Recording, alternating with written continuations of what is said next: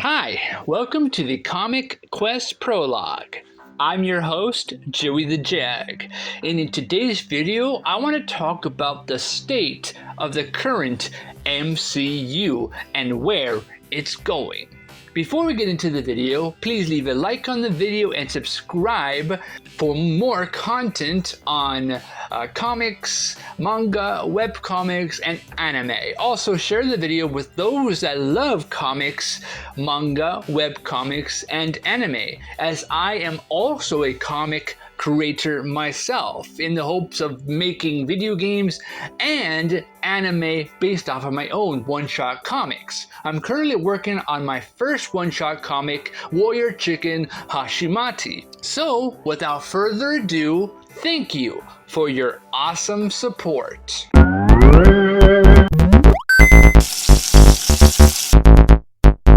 Marvel Studios hasn't really been on a good track as of late. Well, Deadpool and Wolverine changed that because, according to the media, people are upset because there is no agenda, there is no propaganda, there is no thing about this person should be with this person because they're males and they should be together. No, none of that. Instead, they wanted to create a story that brought back the characters into a movie for the fans to enjoy.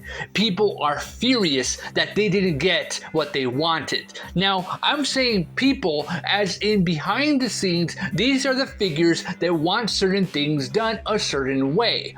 This is the reason why Walt Disney is doing stuff with Star Wars, MCU stuff, but it's not going right with the fans. It's only going right with the corner of people that want those things talked about, those things done, like when a girl and a girl kiss, when a guy and a guy kiss, that's the main focus. Or when something blows up and there's an antagonist that's a female and they discard the male. For example, Anakin Skywalker saying that these other new characters are much more powerful than Anakin because of this. They're the same people, one and the same. Anyways, if you have seen The Acolyte, it's been a big fiasco on that part. Now, Marvel Studios has pivoted away thanks to Kevin Feige going back to the roots, back to what made the MCU great. He's going against the agenda and saying, no, we are making films the way we wanted to make films in the beginning. And Kevin Feige got lost during this fiasco of allowing directors and writers to write whatever they wanted and direct however they wanted and produce whatever they wanted, and that led to a lot of fans not really like the material because it was poorly written. There's nothing bad about people liking other people and certain things and stuff like that. What's bad is the writing. What's bad is the characters' slander of who they are in the comics. And even the comics themselves are going in that route. Look at DC's Caped Crusaders Batman, where a lot of the female-centric villains, like the Penguin, is now female. So most of the fans aren't liking this, not because the Penguin is a female, but because it has to be written properly. There has to be a reason why this version of Penguin is the way they are. But if they recycle the same story from the male version of that character, it's just a recycling of that character. There's nothing new, nothing fresh. It's just a female version of the Penguin.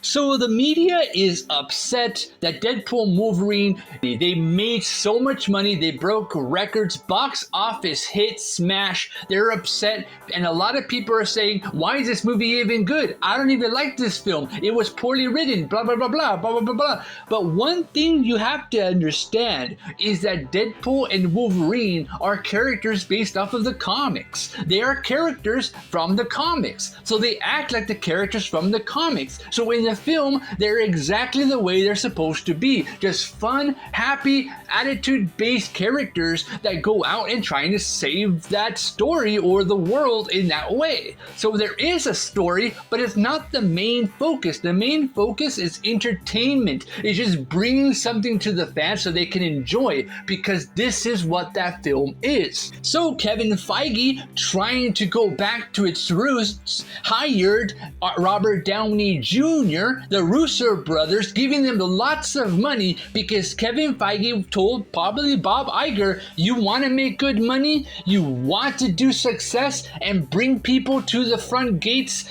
this is how you do it. And Bob Iger says, are you sure?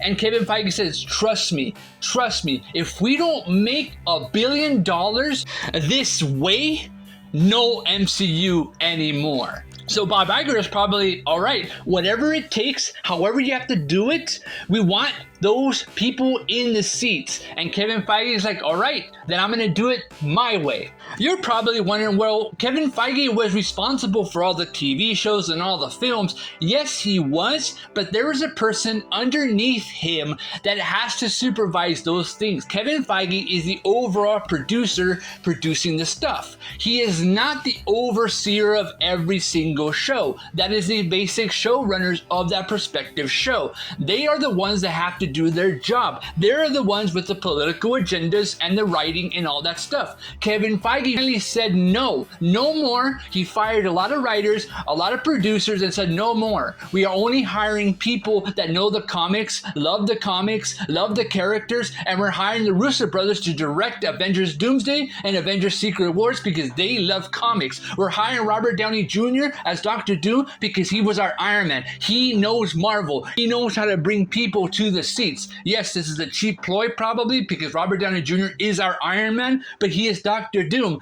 And in bringing back Robert Downey Jr., it escalates how going back to the roots is the way to do it. Now, I don't blame you for being scared or being afraid or being worried that this is just a cash grab and everything is still going to be a political agenda. Maybe it is. Maybe it's going to be a propaganda. Maybe at the end it's just going to be female Avengers defeating everything and that's how we win. But here's the thing. Bringing Robert Downey Jr. as Dr. Doom signifies one thing. He's a male. He's Iron Man. He's Dr. Doom, and this coming movie, Doomsday, is going to focus on the Avengers going up against him, going up against the face of the MCU. It's sort of a course correction on the way things are going. We have a bunch of things going on. Bob Iger said that we're going to be doing 4 films in the year instead of 6 TV shows, 5 films. Instead, we're only making movies that matter and movies that are condensed to create and build tension and build up to eventful Avengers, Doomsday, and Secret Wars. And that's the goal. Infinity Saga, it's going to work with the multiverse saga. Deadpool and Wolverine were the first signals of this because we saw Johnny Storm, who's part of the Fantastic Four, and in that Fantastic Four film we have a Dr. Doom. Remember, they did Fantastic Four 2 times already before the new Fantastic Four First Steps. So we have other films along the way. We got the Thunderbolts, Captain America, The Brave New World, we have Doctor Strange 3, Black Panther 3, we have Spider-Man 4 with Tom Holland, Shang-Chi 2. Doesn't that remind you of the way they built the original MCU leading up to Avengers? It started with Iron Man, and then Incredible Hulk, and then Iron Man 2, and then Thor, and then Captain America First Avenger, and then the Avengers. Not to mention there are going to be TV shows that are going to tie into movies as well. The Agatha show, the Daredevil show, the Midnight Suns show, so much more where they can fit Tony Stark's Dr. Doom. Don't forget Thor 5. But we might get hints of that part of the MCU's struggle within Doomsday and Secret Wars. But I have a feeling we're going to get a Tony Stark that evolves into Dr. Doom, because that is what the rumor is going around, that Tony Stark is Dr. Doom, and that something happened that when he died and got brought back, it became so. Now, is this a risky move from Kevin Feige MCU's part? Probably. But at the same time, it was risky when they did Iron Man. It was risky when they did the first Avengers. It was risky when they did Age of Ultron. It was risky when they did Avengers Infinity War. It was risky when they did Avengers Endgame. Everything was a risk, and it was rewarded because of the commitment and the passion for the stories, the comics, the characters, and the passion that the directors, the actors, everyone put into, and the fans ate it up and chewed it up.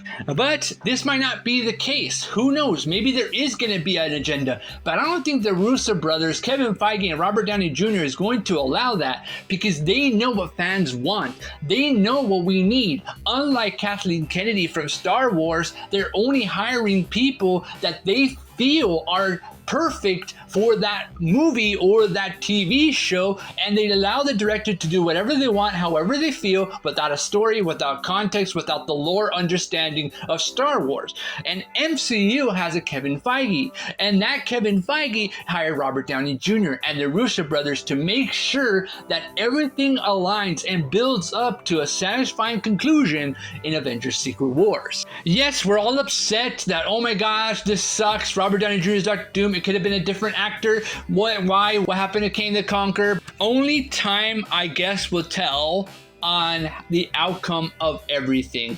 So that's it for this video. Thank you very much for watching. But what do you, ladies and gentlemen, think? Do you think the MCU is going in the right direction, or do you think they're going in the wrong direction still? Let me know down in the comments below. See you next time. Bye-bye.